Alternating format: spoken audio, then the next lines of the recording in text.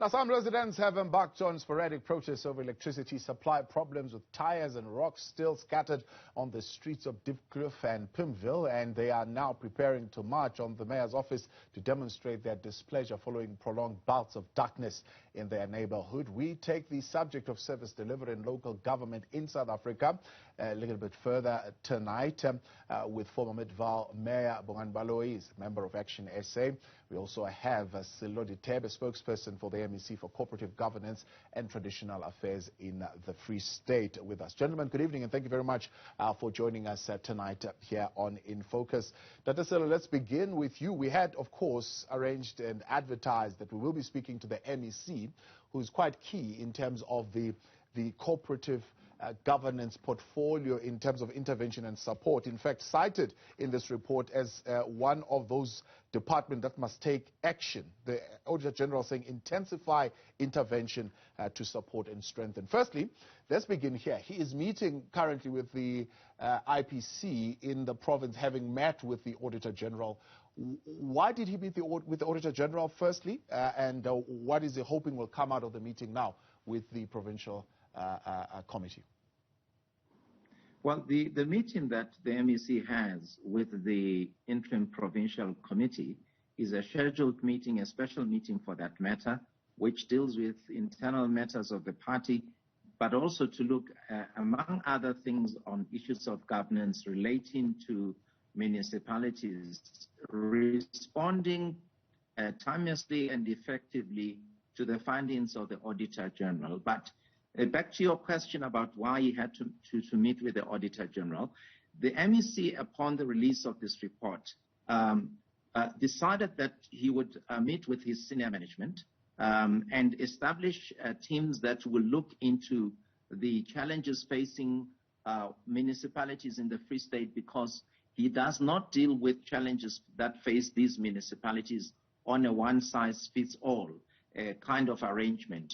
There are specific peculiarities that each and every municipality faces, be it Masilonyana, Mafube, Machabeng, Ngetwana, Mohokare, Litsimeng, etc. So the meeting that the MEC had was not the first time.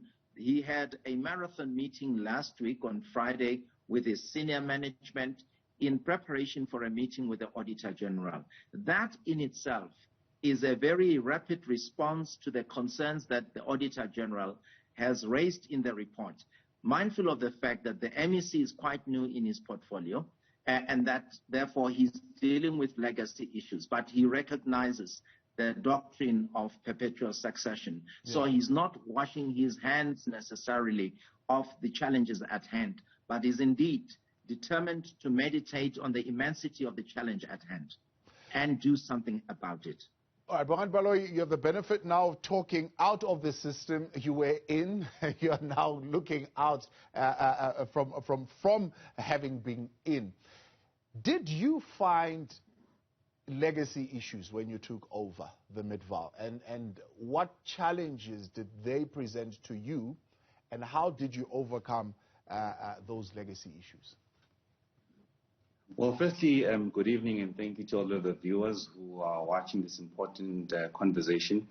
Well, safe to say, I inherited a viable, sustainable, and healthy municipality from my predecessor. Oh, we seem to have lost Bongani Baloyi there as he was getting into the conversation mid-sentence. Okay, we'll get him back in a moment. So let me come back to you. So you mentioned a municipality by municipality approach, but there is a sense that there are similarities as far as certain municipalities are concerned. So you look at Masilonyana, Maluti Apofung, and Tukoloho, they all are failing to come up with maintenance plans at this particular point in time. And I was hoping that they will be able to help us with that question.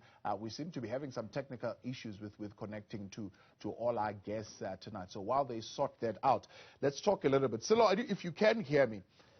The challenge across the board is that there is no maintenance plan that has been put in place. Whether you're looking at Masilonyana, whether you're looking at Maluti Apofung, whether you're looking at Tokologo. To what do you attribute that?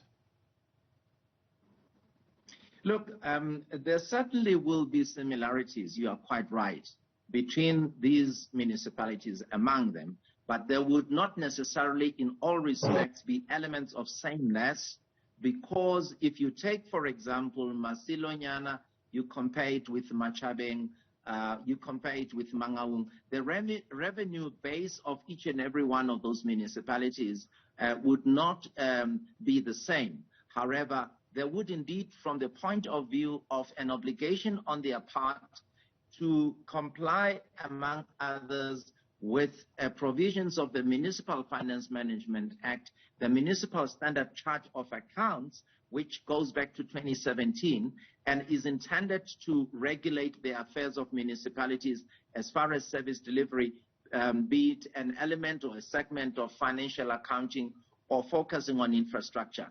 There would indeed be similarities in how these issues should be dealt with.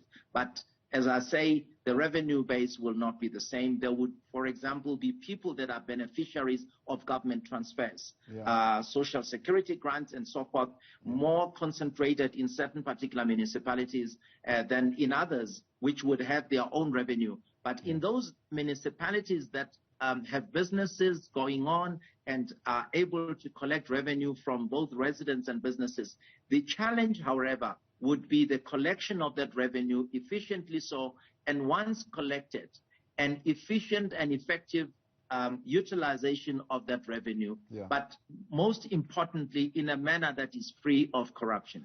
And let's face it. So let me come in before we continue. I beg to differ. A failure to plan on maintenance has got nothing to do with revenue base, right? You don't have a plan to maintain a sewer, right? For example, the sewer breaks to the, or water treatment plant, let's talk about that, to the point where it collapses. That's got nothing to do with revenue base. It's got to do with you having a plan with the grants that you have to maintain. So government gives you a grant. The Auditor General say you spend less than 2% of that value on maintenance. It's got nothing to do with revenue collection. It's got to do with you having a plan. Look, the answer certainly was not intended in any way to deny that there's a need for an operation and maintenance plan in each and every municipality. The minister, some 3 weeks or so ago, Minister of Water and Sanitation, himself made that very clear with regards to such infrastructure as wastewater treatment works. That much we conceive that it's something that municipalities have to do. But you will understand that to the extent that there are a number of grants, such as the Municipal Infrastructure Grant.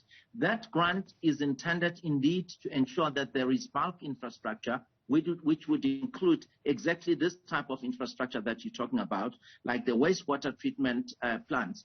But there's got to be ongoing maintenance, which indeed would fit within the context of the maintenance plan.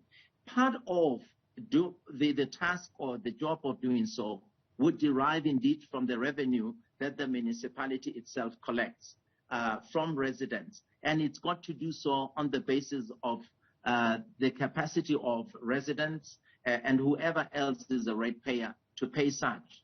But most importantly, for the municipality to create conditions for a viable collection of such revenue so that there is satisfaction on the part of residents that what they are being charged for is indeed fair. So this the answer, therefore, Chaba, is not intended to obfuscate or deny that there's no need for an operation and maintenance plan. There indeed is as such a need. That's why earlier on in my answer, I referred to the Municipal Standard Charter of Accounts. And that framework, specifically among others, refers to the need for infrastructure to be in a pristine condition. So how are you going to strengthen that process? Because part of the action is strengthen the MSA section, is it 47 reports? Tabu, don't forget me. I'm also here. I will. I'll come to you in a break. I want to give you enough time. Okay. Okay, Mr. Baloyi, I'm sure you'll give him an opportunity to respond. But let me just say this. Since last week, Friday, from our side as COCTA, we've set up teams that will look specifically into municipalities and all of their peculiarities. Today, for more than 5 hours, we met with the Office of the Auditor General in order to hear from them, apart from reading their report, which we accept with humility that the immensity of this task is one that we have to be equal to and indeed deliver on what the Office of the Auditor General has said. Look, we need political will in municipalities. Remember, we play oversight ourselves as COCTA over municipalities because Chapter 3 of the Constitution is very clear that these are distinct, interdependent, and interrelated spheres of government. And it's both an art and science of ensuring that these spheres of government strive for the unity and indivisibility of the Republic and ensure the dignity of all the people of South Africa. Right. Each one of them Dithebe, you're going to have to answer the question. I'm going to come back to it. I'm going to take a break and come back to it. I want you to answer that question. How are you going to intensify the process of reporting on MSA Section 47? Let's take a break. When we continue, the former Midvaal Mayor, Bongani Baloyi, will jump in as well. Dithebe speaking on behalf of the MEC of Cooperative Governance and Traditional Affairs. Stay with us. Right, we're back with you tonight on In Focus with the former Midvaal Mayor, Bongani Baloyi, and andSello Dithebe, spokesperson for COCTA in the Free State, as we try and iron out how to get municipalities working. Mr. Baloyi, thank you so much. You were cut mid-sentence there by load shedding as we were getting into that explanation. You inherited, you're saying, a fairly okay administration as far as Midvaal coming in there. How did you then make sure that it continues in that trajectory? In terms of just a simple thing, the discipline of submitting financial statements. We're not even talking revenue collection. We're not even talking just that simple thing, just getting into a discipline of submitting financial statements. Well, thank you so much, and apologies for that. I'm improvising during load shedding. I think the elephant in the room, Thabo, is the question about leadership, ethical leadership in the main, which is a key enabler in good governance and etc. On our side, we're very particular and intentional about continuation of the record of good governance for Midvaal, but equally improving year on year on systems, on processes, and also responding to issues or findings in the management report. So we had an institution which was run like a professional institution, which appointed qualified individuals, qualified individuals whom we did not care whether they were ANC officials or supporters of EFF or whatever. Because it was about appointing competent and suitably qualified individuals and creating the environment for people to do their work and not be thinking about how to turn tenders into every opportunity of fraud, maladministration, and also looting the public purse. So on our side, we're very clear on and with the understanding of what it means to be a public representative and what our obligation is, and also empowered by the Constitution. But what you find, and I think it's important for me just to respond to some of the things the MEC spokesperson is saying, and I think it's also running away from the elephant in the room, but also their complicity as a department, because every quarter municipalities submit reports to the department. So we must not be impressed by an MEC who's having back-to-back meetings and urgent meetings after the Auditor General has submitted these things, because have they had sufficient systems that respond to the challenges and complexity of local government.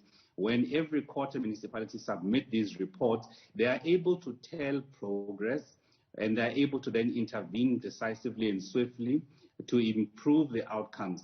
But these can never happen because if you consider the very same political party that has been leading these organizations, the ANC, is the one complicit with deploying criminals, despots, and people who are quite frankly incapable of leading these very complex institutions.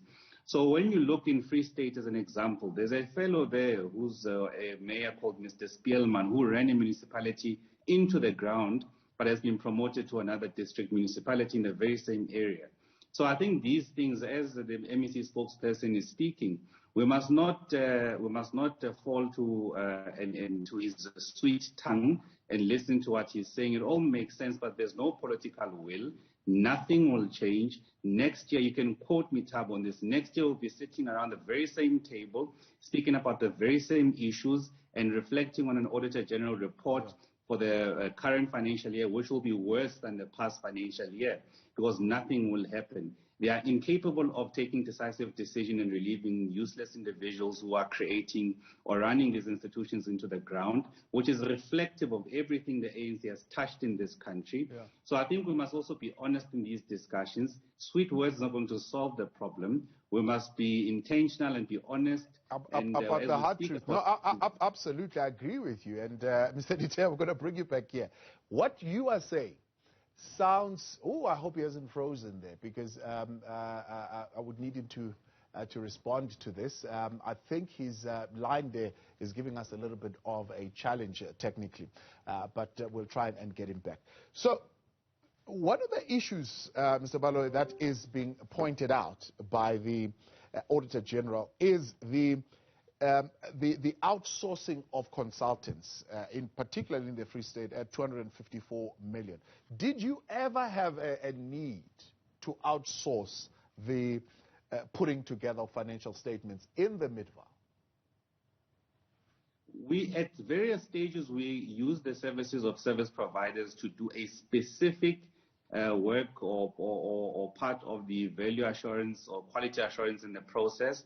But the bulk of the work was work that was done internally in the municipality, because we appointed professional civil servants who understood what they had to do, who were qualified for the work.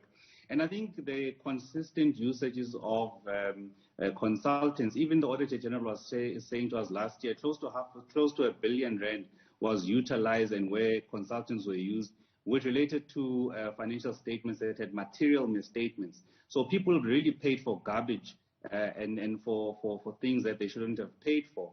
All of this, Thabo, is a mechanism to defraud the municipality, to loot coffers of the state by appointing weak people who, as a consequence, cannot do their work, and they rely on the usages of service providers who must do basic functions that municipality is paying people a salary for. Yeah. How did you then maneuver the deliberate thing that politicians do? Politicians do tend to interfere in the administrative leadership. How did you manage to insulate yourself, for lack of a better word, from that? I appreciated my responsibility empowered by the law, where my role starts and where my role ends, and where the role of the administration ends. And I still believe that as the executive then, we played a very decisive role in enabling the administration to do its work. We engaged the community. We went through IDP sessions, engaging with our communities to hear from them what their concerns were and the effect of the capital investment that we had put in year on year. So it was important for us to clarify our plan, approve the rates, and equally approve an IDP, which then becomes a tool for implementation of the budget for the municipal financial year at that period. So we're very clear in our roles, and we're capable and committed towards being public servants who are above board, who are serving on behalf of South Africans, and had to deliver basic services. But you don't find this, and I think the sad part of this whole conversation is that you are talking to me, who I think I'm just a fellow who was just doing my job, nothing extra, nothing special, but in an environment where it's full of despots and illiterates who don't have any business to be leading these municipalities are doing so. So you find the people who are just doing their work being reflected as the best of the best or the stars, because the benchmark in this whole environment has been reduced to basically at substandard. And this, the consequence of that is that you have cities like Mangaung, which will look like a dump site, where you've got other municipalities don't have water. Farmers are providing services to these municipalities and have taken these municipalities to the court for compelling, getting orders that give authority to farmers to deliver services and charging the municipality, which is unprecedented.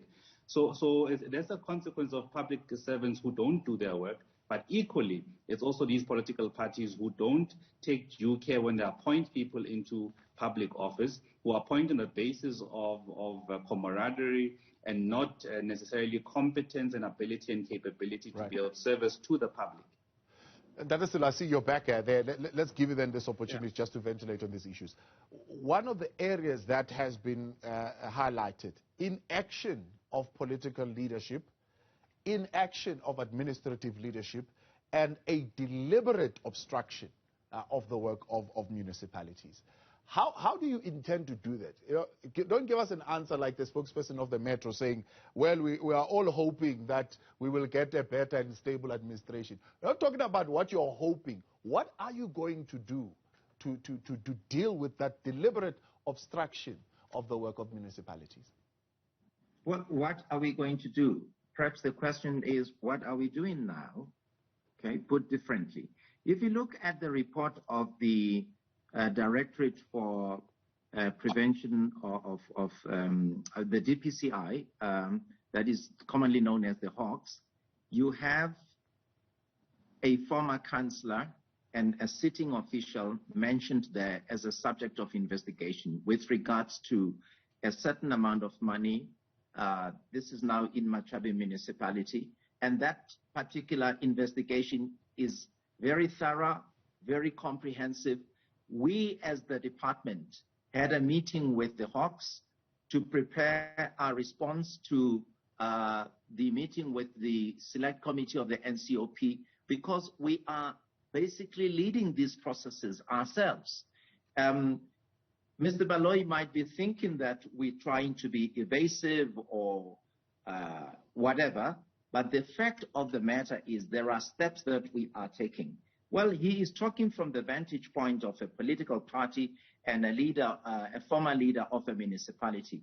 We are talking here from the vantage point of a department whose constitutional and legal responsibility it is to do oversight over municipalities, which, as he knows, their functions, their powers are clearly defined in the Constitution, for example, in Chapter 3, in Chapter 7 of the Constitution, but also in the Structures Act, in the Systems Act. Yeah. This does not mean, as I said earlier, that COGTA washes its hands of this particular challenge.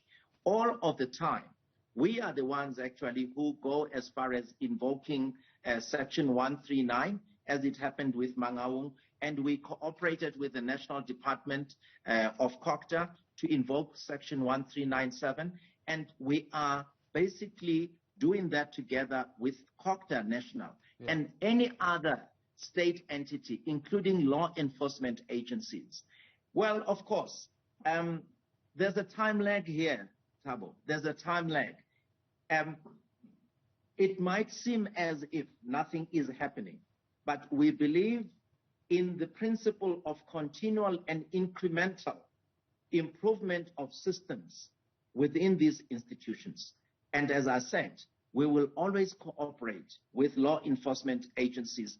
You only need to look at that report of the Hawks and you will see that COGTA laid the foundation for cooperation with the Hawks, with the SIU, together with the Select Committee that is chaired by Ndade Dodovu in the NCOP. Yeah. 4,000 sewer connection in Metsimahulu delayed by 2 years.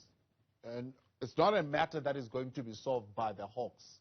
This is a matter that needs leadership. It needs somebody to actually lead this process. And part of what needs to happen is you as COGTA need to be getting those in-year financial reporting processes in place. So the FMA, Section 131, the MSA, you've mentioned Section 47 reports. How are you going to strengthen that process? Well, it's very clear. You know, on a regular basis, for example, and this is something that is not necessarily reported in the media all of the time.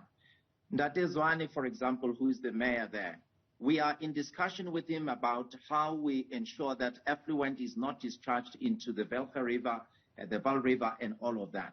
And we have technicians that is now in the provincial Department of COGTA, working with the Department of Water and Sanitation, ensuring that this critical infrastructure is indeed delivered to municipalities. You talk in Metsimaholo, I may mention as well, for example, Machabe. Only 3 weeks ago, the Minister of Water and Sanitation announced that there will be available a budget of 522 million rand, with Bloom Water doing the project management of that particular process of ensuring that sewer spillage in the municipality of Machabeng, in all those towns, and even in Mafube, in many other municipalities, that this situation is brought under control. As I say, at face value, it may seem as if we're doing nothing, but you will see with the passage of time, as these things bear fruit, that we are hard at work, and we will indeed invite you from time to time to see for yourself, just as we did when the minister was here, taking him to areas that you would think that we would be ashamed to take him to, because we want the media to expose those things, and we want pressure to be brought to bear, to be born, pressure to be brought to bear on us and the municipalities as we do our work. 60%, Mr. Baloyi, of municipalities not meeting project deadlines. What does that tell you? Where are things going wrong, and how do you fix that? Look, I think that Dithebe is right about one thing, the fact that I sit from a vantage point, and from a vantage point of position of a fellow who led a municipality successfully for 8 years and was able to achieve 8 consecutive clean audits because I did my work. I understand the importance of local government. I appreciate the environment, the legal framework of local government, and equally I know what it takes. And with that said, I think it's important to appreciate that the failure of the local municipalities to complete projects indicates a few things. One, a failure to plan. Number 2, a failure to start the processes in time. Number 3, a failure to monitor the regular implementation of these projects to be able to detect early challenges and frustrations from communities and various people who have an eye on the value chain. But equally, some of these as a consequence of suspicious procurement practices from various municipalities. And I can tell you that, as I've said, the position will not change in the following financial year as we reflect back. It will be the exact same, if not worse. So these municipalities, as a consequence of fraud, tender opportunities which then trigger malfeasance, and stealing and public looting. So that's what it all is. Every opportunity of a tender is an opportunity to steal and loot the public fiscus from these ruthless, bloodthirsty tenderpreneurs and also corrupt politicians. So I can tell you that what Dithebe is saying and promising systematic progress is not going to materialize, because I can tell you as a matter of fact that no intervention that was initiated by a minister in the country, in the history of all interventions, has ever yielded any positive impact on any municipality or provincial government. None, zero. So what they are suggesting to South Africans and sharing with us that we must be hopeful, it's no different to them telling us that we must leave it in God's hands and start praying. It will not yield any material benefit because not dealing with the root cause. And the root cause is those people that have elected into those positions. But equally, I mean, this government is in a perpetual state of chasing its tail. Yeah. I mean, firstly, the misgovernment... Quick one. I've got to come in because I've got to wrap because of time. Completely out of time. Okay, let's leave it there. Okay, it's fine. no. Let's leave it there for tonight. We'll have to bring you back again and take this further, because we've got to get this right and get our municipalities working. Dithebe, Baloyi, appreciate your time. Thank you very much for joining us tonight.